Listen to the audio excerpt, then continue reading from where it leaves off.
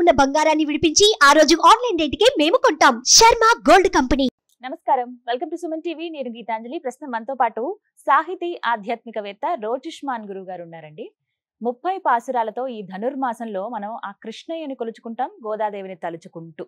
అంటే అసలు ఎలా మనం వాటిని పఠించాలి? తమిళంలో ఉంటాయి పాసురాలు, మనం అసలు వాటిని చదవగలమా, ఎలా చదవగలగాలి, దాంతో పాటుగా తెలుగు అనువాదం ఏంటి, అసలైన అర్థం ఏంటి, ఇవన్నీ తెలుసుకుందాం. ప్రత్యేకించి రోజిష్మాన్ గారు తమిళంలో ఉన్నటువంటి పాసురాలను తెలుగులో అనువదించారు, మనందరికీ అర్థమయ్యే విధంగా. వాటి గురించి వివరిస్తూ వస్తున్నారు. ఇందులో భాగంగా మనం ఇవాళ 11వ పాసురం గురించి తెలుసుకుంటున్నాం. గురువు గారితో మాట్లాడదాం. గురుగారు నమస్కారం అండి. నమస్కారం అండి. మీ ద్వారా చక్కగా పాసురాలు ఎలా పఠించాలి తమిళంలో నేర్చుకుంటున్నాం. తెలుగు అనువాదం అనేది మీరు చేసినటువంటి ఆ అనువాదం అందరికీ అర్థమవుతోందండి. పాసురంలో ఉన్నటువంటి అసలైన అర్థాన్ని తెలుసుకోగలుగుతున్నాము. ఇందులో భాగంగా 14వ పాసురం, అప్పుడే 13 రోజులు గడిచిపోయాయి. 14వ పాసురం తమిళంలో ఎలా ఉచ్చరించాలో, ఆ అమ్మవారిని తలుచుకుంటూ స్వామి దాకా మేము ఎలా చేరగలుగుతాం అనేది వివరించండి. ఆండాళే మనలందరినీ తీసుకువెళ్తుంది. ఆండాళ్ళని స్మరించుకుంటూ మనం 14వ పాసురంలోకి వెళ్దాం. తమిళ్ మూలం. உங்கள் புழக்கடை தோட்டத்து வாவியுள் செங்கல் நீர் வாய் நெகிழ்ந்தாம்பல் வாய் கும்பின கான் செங்கற்பொடி கூரை வெண்பல் தவத்தவர் தங்கள் திருக்கோயிற் சங்கிடுவான் போதந்தார் எங்களை முன்னம் எழுப்புவான் வாய் பேசும் நங்காய் எழுந்திராய் நானாதாய் நாவுடையாய் சங்கொடு சக்கரம் ஏந்தும் தடக்கையன் பங்கையன் కన్నానై పాడేలోరెంపావాయ్. చాలా అంటే ఉచ్చారణకి చాలా క్లైష్టంగా ఉన్న విషయం. అందుకే మనం కాన్సన్ట్రేటెడ్ గా కూర్చుని మనం చెప్పుకోవాలి. ఇక్కడ ఏం జరుగుతుందంటే, ఇప్పుడు తిరుప్పావైని అంటే ఈ పాసురాల్ని పాడాలి అని ఒక సంప్రదాయంలో తీసుకొచ్చారు. ఇక్కడ మనం పాడడానికి వెళితే ఉచ్చారణలో మనకి మన అందరికి అర్థం కాకపోయే అవకాశం ఉంది కాబట్టి మనం ఇక్కడ పాడకుండా చెప్పుకుంటున్నాం. ఇక్కడ ఏమైందంటేనంటే, ఇంతకాలము ఇన్నేళ్లుగాను ఇవి పాడటం వల్ల అవి ఉచ్చారణ దోషాలు వచ్చేసి అర్థాలు మారిపోతున్నాయి. మనం అందుకని ఈ ప్రయత్నం చేస్తున్నాం అన్నమాట. తప్పకుండా. మరి తెలుగులో మీరు చదివితే బాగుంటుంది. చదవండి. 14వ పాసురం ఎలా తమిళంలో పఠించాలో విన్నారు కదా, అంటే చదివి వినిపిస్తూ ఉన్నారు.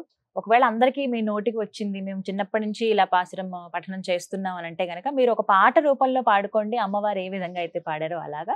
లేదు మేము ఇప్పుడే ప్రారంభిస్తున్నామండి, మాకు కొంచెం తమిళం కష్టం అన్నవాళ్ళు ఇలా ఒక్కొక్క పదాన్ని విడదీసి చదువుకుంటే ఇంకా త్వరగా మనం చదవగలుగుతాము, అర్థం కూడా మనకి తెలుస్తుంది అంటున్నారు. మరి గురువు గారు తెలుగు అనువాదం ఏ విధంగా చేశారో ఇప్పుడు తెలుసుకుందాం. మీ ఇంటి వెనుక ఉన్న తోటలోని కొలనులో ఎర్ర తామరల రేకులు విరిసి కలువల రేకులు మూసుకున్నాయి చూడు. కాషాయ వస్త్రాలతో తెల్లటి పలువరుస ఉన్న తపస్సులు గుళ్లల్లో శంఖం ఊదడానికి వెళుతున్నారు. మమ్మల్ని పెందరాడే లేపుతాని అని అన్న భామ మేలుకో, సిగ్గులేనిదానా మాటల మంచి, శంఖు చక్రం ఉన్న పెద్ద చేతులవాణ్ణి కలువ కళ్ళవాణ్ణి గానం చెయ్యి ఓలాలా నా చెల్లి.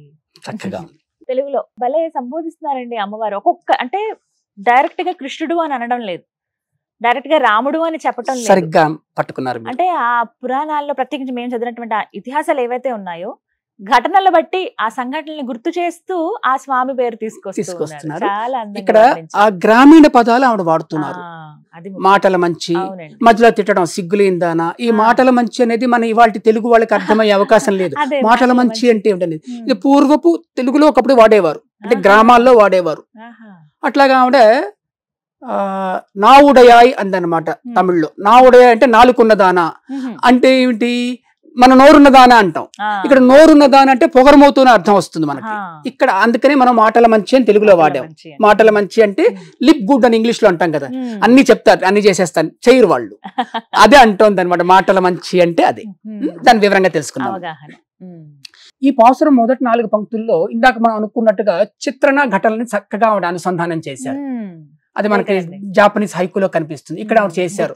అంటే ఏమిటి, ఇక్కడ ఆ ఇంటి వెనక తోటలో కొలంలో కలువలు విరవడం, ఇలాగ ఒకటొకటిగా సంఘటనన్నీ ఆవిడ చెప్తున్నారు. ఇక్కడ ఎర్ర తామరల రేకులు విరిసి కలువల రేకులు మూసుకున్నాయి చూడు. ఏమైనా అర్థం అవుతుందా ఇది చదివినప్పుడు? చంద్రుడిని చూసి కదా ఆలోచించండి. ఎర్ర తామరల రేకులు విరిసి కలువల రేకులు మూసుకున్నాయి చూడు అంటే ఏమిటి? చీకటి తొలగిపోయింది, తెల్లవారుతోంది అని చెప్తుంది. ఎర్ర తామరలు పొద్దున్నే పోస్తాయి. రాత్రిపూట పూసే ఆ కలువలు రాత్రిపూట పూస్తాయి. అవి పూసి అంటే తెల్లవారుతోంది, చీకటి తొలగిపోయింది అని చెప్తోంది. ఎంత బాగా చెప్తోందో చూడండి, అద్భుతంగా ఉంది. అట్లా కాషాయ వస్త్రాలతో తెల్లటి పలువరుస ఉన్న తపస్సులు అని ఆండాళ్ళు చెప్పింది ఇక్కడ. అంటే కాషాయం తపస్సుల రంగు అన్న నిజం మళ్ళీ మనకు చెప్తోంది. అప్పటి నుంచి ఇప్పటికీ కాషాయం అనేది తపస్సులు అంటే తపస్సు చేసే వాళ్ళ రంగు అని. అందులో అది చెప్తున్నప్పుడు తెల్లటి పలువరుస అని చెప్పక్కర్లేదు. అంటే వాళ్ళు ఎవరు తీసుకుని వెళ్తారా, వెళ్ళరు. అంటే ఆవిడ చెప్పడం ఉద్దేశం తెల్లటి పలువరుస అంటూ తపస్సులు తెల్ల రంగుల స్వచ్ఛమైన వాళ్ళు అని చెబుతోంది.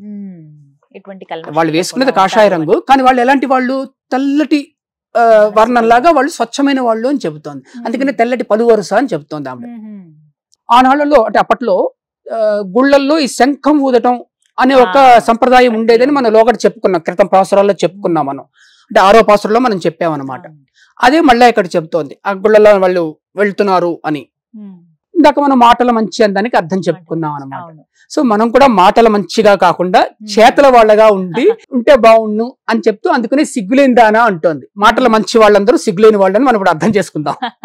మనం పని చేద్దాం, ఆండాళ్ళని స్మరించుకుంటూ ఆండాళ్ళు సూచించిన వాటిని మనం అనుసరిద్దాం, అనుసంధానం చేసుకుందాం. ఈ విధంగా 14వ పాసురంలో అమ్మవారు వివరించారు మనకి. చక్కగా వివరించారు. నమస్కారం. గోదాదేవి అమ్మవారికి పాద ప్రణామాలు.